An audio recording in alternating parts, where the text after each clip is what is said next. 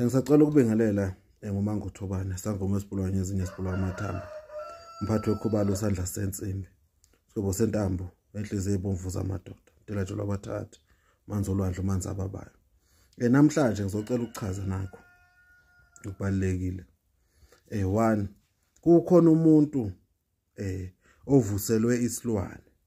Lesilwane sathunywa kuye ukuthi asizovala izinto zakhe.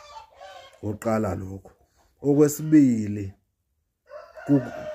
kuba khona isifungo isiqalekiso sabathakathi. Bayahamba beyomba umgodi beyokufungela beyoqalekisa ukuthi wena ungaphumeleli. Okwesibili lokho. Isilwane nesifungo sabathakathi izinto ezimbili ezehlukene lezo. Nawe ke mawufika kumelaphi endabuko lezi zinto lezi cishe izifane. Wena uzogezwa ulahlelo wenziwe yonke into kanti akusiso isilwane yini nina niqalekisiwe kini. Wena uzalwe vele lesiqalekiso sikhona nakubazali bakho kwakunjalo nakuwe kunjalo. Lokho ke kuthiwa yini kuthiwa isiqalekiso yini isifungo mabefunga abathakathi bemba umgodi noma ufungela phezulu kwethuna noma ufungela kuphi uyasho ukuthi umndeni wakini ungaphumeleli into zawo azingakhanyi.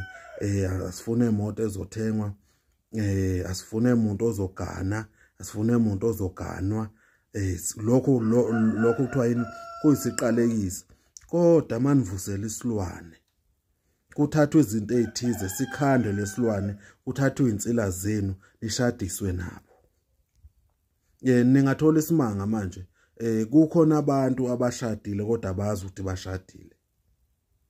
Kukhona abantu njengamanje izinto zabo zimile kuphi kwezothando kanti vele banabo abantu abathandana nabo kodwa bona bazi. Bavuselwa abantu emathuneni bathandanwa nabo bakhandela izilwane bathandana nazo. Yikho uzothola ukuthi izinto zabo azihambi kahle. Lapho ke ngihlukanisa lezi zinto ezimbili ukuthi nawe uzazi mawufika kuyo umelaphi endabuko ma echazela noma uma umchazela. Uma sikhuluma ngesifungo makuthiwa nina nifungelwe kwathiwa ngeke nize nibe yilutho. Lapho kusuke kukhulunywa ngani ngamazwi akhulunyiwe. Lamazwi ahamba nemithi ethize noma lamazwi kunemithi efakwayo kuphi emlonyeni bese uyakhifa bese uyakhuluma.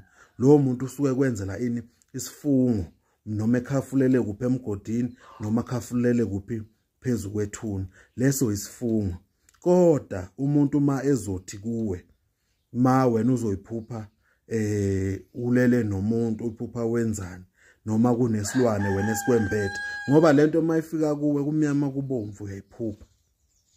Ma uzothunyelelwa ngesilwane uyasiphupha leso silwane. Uphupha umuntu wangakini noma uphupha umuntu obuthandana naye noma uphupha umuntu othandana naye. Kuba babeka umuntu wena ozomukela kuphi ephushweni makwenzeka. Kufanana naso isifungo. Lokho uyakuphupha umuntu mayegange ebusuku uyakuphupha. Yikho kwamanye amavidami amadala engengawaveza ngeke ngaveza ngathi mina ukuphupha kubalekile kundlula ukuhlola. Mayethi umuntu omkhulu ngiphuphe ngidliswe ebusuku.